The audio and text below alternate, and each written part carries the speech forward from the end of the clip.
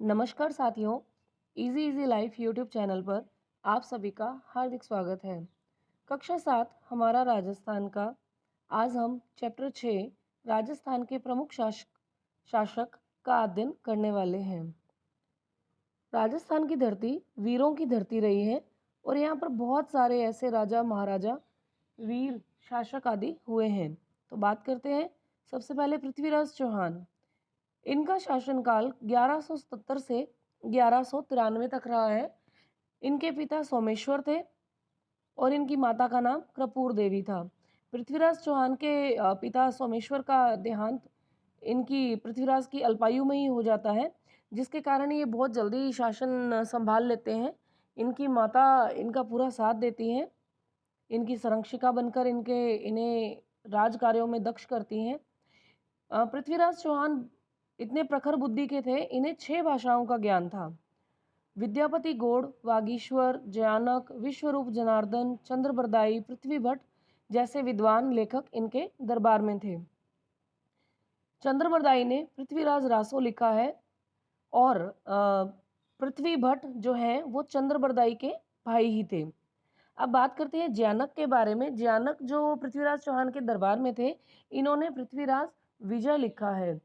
इसके साथ ही 1191 में और 1192 में तराइन का प्रथम युद्ध और तराइन का द्वितीय युद्ध होता है। तराइन के ये दोनों युद्ध पृथ्वीराज चौहान और मोहम्मद गौरी के बीच में होते हैं। तराइन के प्रथम युद्ध में पृथ्वीराज चौहान की विजय होती है और तराइन के द्वितीय युद्ध जो 1192 में हुआ उसमें मोहम्मद गौरी की विजय होती है। अब हम बात करते हैं महाराणा कुंभा के बारे में। ये सिसोदिया वंशी थे। इनका जन्म 1417 ईस्वी में चित्तौड़ में हुआ। 1433 से 1468 तक इनका शासनकाल रहा है। राजनीतिक उपलब्धियों के तौर पर बूंदी, गागरोन, सिरोही, वागड़ विजय और मेवाड़ मारवाड़ मैत्री इनके प्रमुख कार्य रहे। इनके शासनकाल में मेवाड़ में स्थित 84 किलों में से 32 का निर्माण महाराणा कुंभा ने करवाया। अचलगढ़ दुर्ग, बसंती का दुर्ग, भोमट का दुर्ग, मचान का दुर्ग, कुंभलगढ़ दुर्ग और ये सब इन्होंने दुर्ग बनवाए। और चित्तौड़गढ़ दुर्ग में इन्होंने विजय स्तंभ का निर्माण करवाया। चित्तौड़गढ़ दुर्ग का निर्माण चित्रांगद मौर्य ने करवाया था। इसलिए ये चीज़ यहाँ पर ध्यान रहे कि जो पहले के नाम लिखे हुए दुर्गों के ये कुछ प्रमुख दुर्ग हैं जो महाराणा कुंभा ने बनवाए थे और चित्तौड़गढ़ दुर्ग में इन्होंने विजय स्तंभ का निर्माण करवाया था। आगे जो हम पॉइंट पढ़ रहे हैं ये बहुत ज़्यादा इंपॉर्टेंट है और बहुत ज़्यादा एग्जाम्स में आरपीएससी ने कई बार एग्जाम्स में पूछा हुआ है। संगीत पर आधारित महाराणा कुंभा ने 3 ग्रंथ लिखे थे, संगीत राज, संगीत मीमांसा और सूड प्रबंध। इसके अलावा महाराणा कुंभा ने जयदेव रचित गीत गोविंद पर रसिक प्रिया नाम से टीका लिखी थी और इसके अलावा इन्होंने चंडी शतक की टीका भी लिखी थी। महाराणा कुंभा बहुत ज़्यादा शूरवीर, कला प्रेमी और रहे हैं और इनके पास बहुत सारी उपाधियां थी, जैसे महाराजाधिराज, राय रायण, महाराणा, राजगुरु, दान गुरु, हाल गुरु, परम गुरु, चाप गुरु और भी काफ़ी उपाधियां थी। नंबर 3 पे है महाराणा सांगा। महाराणा सांगा का शासनकाल 1509 से 1528 तक रहा है। इनका मूल नाम संग्राम सिंह था और ये रायमल के पुत्र थे। महाराणा सांगा ने दिल्ली, गुजरात, मालवा, मुगल बादशाहों से अपने राज्य की रक्षा की थी। इनके शरीर पर 80 घाव थे, इसीलिए इन्हें सैनिकों का भग्नावशेष कहा जाता है। फिर है मालदेव। राव मालदेव 1532 से 1562 तक इनका शासनकाल रहता है। इनके युग को यानी जब इनका शासनकाल था तो मारवाड़ को इनका जो शासनकाल है वो मारवाड़ का शौर्य युग कहलाता है। ये राव गांगा के पुत्र थे, राठौड़ वंशी थे। अपने शासनकाल में इन्होंने 52 युद्ध किए थे। छोटे बड़े मिलाकर इनका 58 परगनों पर अधिकार रहा था। सबसे पहले इन्होंने भादरा जून को जीता, उसके बाद नागौर, मेड़ता, सिवाना, बीकानेर आदि पर विजय प्राप्त की थी। इन्होंने सोजत दुर्ग, मालकोट दुर्ग जो मेड़ता में है, पोखरण दुर्ग का निर्माण करवाया था। फारसी इतिहासकारों ने इन्हें हशमत वाला शासक यानी कि ताकतवर शासक कहा है। इसके अलावा राव मालदेव के बारे में कुछ चीज़ें और इम्पोर्टेंट आती हैं। हालाँकि इन सब का हम वर्णन आगे की कक्षाओं में भी करेंगे। आपने एक बहुत एग्ज़ाम में एक स्टेटमेंट पढ़ा होगा कि एक मुट्ठी बाजरे के लिए मैं हिंदुस्तान भर की बादशाहत खो देता। शेरशाह सूरी का ये कथन है। तो ये भी राव मालदेव के संदर्भ में ही कहा गया है। राव मालदेव ने खानवा के युद्ध में राणा सांगा का, संग्राम सिंह का साथ दिया था। और एक और चीज़, व्यक्तिगत तौर पर ये अपने प्रसिद्ध होते हैं अपनी पत्नी उमादे के कारण। उमादे जो इतिहास में रूठी रानी के नाम से प्रसिद्ध है। ये राव लूणकरण जो जैसलमेर के शासक थे उनकी पुत्री थी। अब हम बात करते हैं महाराणा प्रताप के बारे में। महाराणा प्रताप, इनका जन्म 9 मई 1540 को हुआ कुंभलगढ़ दुर्ग में। इनके पिता राणा उदय सिंह और माता जयवंता बाई थे। इनका जो शासनकाल है वो 1572 से 1597 तक रहा है। इनका जो राज्याभिषेक है वो 28 फरवरी 1572 को ही होता है, जिस दिन राणा उदय सिंह की मृत्यु होती है। तो इनके नाना अखेराज चौहान और कुछ और मंत्री मिलकर महाराणा प्रताप का राज्याभिषेक कर देते हैं, क्योंकि सिंहासन खाली नहीं छोड़ा जाता था। पूर्व राजा की मृत्यु होने पर शासन खाली नहीं रहता था सिंहासन। और दूसरी तरफ इनकी जो दूसरी माता है रानी भटियानी, जोधपुर की थी ये, और उनका एक बेटा था जगमाल। वो चाहती थी कि जगमाल अगला उत्तराधिकारी बने, अगला शासक बने मेवाड़ का। तो ये कुछ दरबारियों के साथ में मिलकर, मंत्रियों के साथ में मिलकर जगमाल का राज्याभिषेक कर देते हैं। लेकिन जब उन लोगों को पता लगता है इनके नाना को और महाराणा प्रताप को, तो वो इसे हटा देते हैं। और इस बात से नाराज़ होकर इनका जो भाई है जगमाल, वो अकबर की शरण में चला जाता है।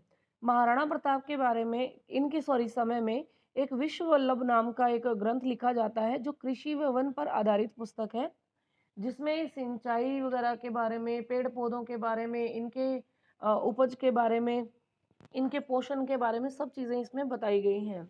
अब हम बात करते हैं महाराजा राय सिंह के बारे में। ये महाराणा प्रताप के समकालीन ही थे। इनका जन्म 20 जुलाई 1541 में हुआ और ये राव कल्याणमल के पुत्र थे। बीकानेर शासक हैं ये। इनका राज्याभिषेक 1574 में हुआ। इनका एक भाई था पृथ्वीराज राठौड़, जो अकबर के दरबार में था। और राय सिंह जो है ये रण कौशल के लिए काफ़ी प्रसिद्ध रहे हैं, जिन्हें ये मुगल शासकों के द्वारा इन्हें गुजरात, काबुल, कंधार और दक्षिण भारत अभियान के लिए भेजा गया था। ये अपनी दानशीलता के लिए काफ़ी प्रसिद्ध रहे हैं और जिन्हें राजपुताने का कर्ण भी कहा जाता है। इन्होंने जूनागढ़ दुर्ग का निर्माण करवाया था और किले के भीतर इन्होंने राय सिंह प्रशस्ति भी लिखवाई थी। ये खुद अच्छे विद्वान थे, तो इन्होंने राय सिंह महोत्सव, ज्योतिष रत्नमाला ग्रंथों की रचना की थी।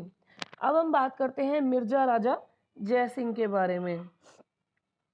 मिर्जा राजा जय सिंह का जो शासनकाल है वो 1621 से 1667 तक का है। 1621 में ये आमेर की गद्दी पर बैठते हैं। मुगल बादशाहों यानी जहांगीर, शाहजहां और औरंगजेब के विभिन्न सैनिक अभियानों को इन्होंने पूरा किया था। जहांगीर ने मलिक अकबर, अहमदनगर के विरुद्ध इन्हें अभियान पर भेजा था।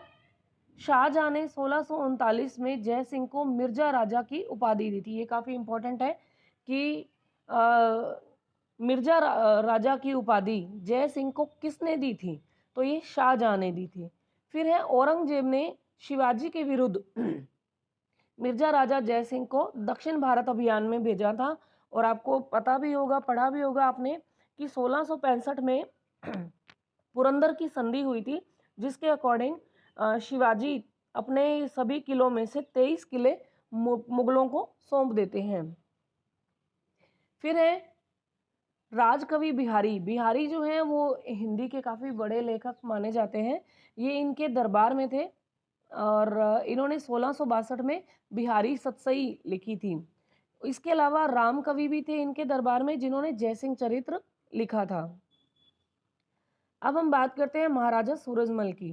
ये महाराजा बदन सिंह जो भरतपुर शासक हैं उनके पुत्र हैं और ये एक जाट शासक हैं। इन्हें जाटों का अफलातून कहा जाता है। ये इतने कुशल थे कि इन्होंने मुगलों की, मराठों की या राजपूतों की बिना सहायता के अपने शासन को गाजियाबाद, रोहतक, झज्जर, आगरा, धौलपुर, मैनपुरी, हाथरस, बनारस और फर्रुख नगर तक लेकर चले गए थे। इतना इन्होंने अपने शासन को फैला दिया था।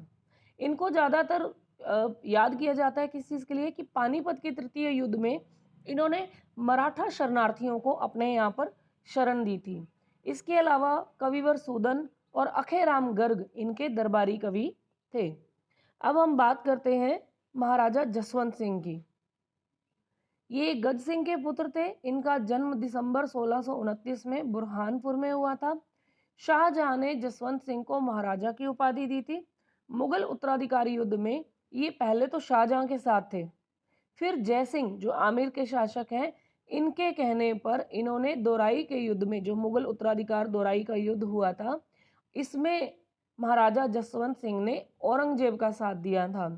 जसवंत सिंह ने औरंगाबाद के निकट जसवंतपुरा कस्बा भी बसाया था और इन्होंने आनंद प्रकाश, सिद्धांत बोध, भाषा भूषण प्रबोध, चंद्रोदय आदि ग्रंथों की रचना भी की थी। अब हम बात करते हैं महाराजा राज सिंह प्रथम। इनका शासनकाल 1652 से 1680 तक रहा है। ये जगत सिंह के पुत्र थे और 1652 में ये मेवाड़ के शासक बने थे। दोराई युद्ध जो आपने अभी पढ़ा है कि ये मुगल उत्तराधिकारी युद्ध था। दोराई युद्ध में इन्होंने भी औरंगजेब का ही साथ दिया था, लेकिन थोड़े समय बाद औरंगजेब की हिंदू विरोधी नीतियों के कारण ये इनके विरोधी हो गए थे। अब देखते हैं क्या था उस समय की घटनाक्रम कि ब्रज से गोवर्धन नाथ की, श्रीनाथ जी की मूर्ति को लेकर कुछ गोस्वामी भक्त, गुसाई भक्त वहां से भागकर निकले थे, जिनको महाराजा राज सिंह प्रथम ने अपने यहाँ पर शरण दी थी। सिंहाड़ नाथ द्वारा में इन्होंने श्रीनाथ जी की मूर्ति और द्वारिकाधीश जी की मूर्ति कांकरोली राजमंदिर में स्थापित करके वहां पर मंदिर बनवाए थे। इसके अलावा राज सिंह प्रथम ने अंबा माता मंदिर उदयपुर में बनवाया और अनेक जल स्रोत भी बनवाए। इसके अलावा इन्होंने रासमन झील कांकरोली में बनवाई। राज प्रशस्ति जो रणछोड़ भट्ट द्वारा लिखित है, 25 शिलाओं पर संस्कृत भाषा में लिखवाई, जो देश का सबसे बड़ा शिलालेख है। अब हम बात करते हैं सवाई जयसिंह की, जिनका कार्यकाल 1699 से 1743 तक रहा है। इनका जन्म 1688 में हुआ था। ये अल्पायु में ही गद्दी पर बैठ गए थे। औरंगजेब ने इन्हें सवाई की उपाधि दी थी।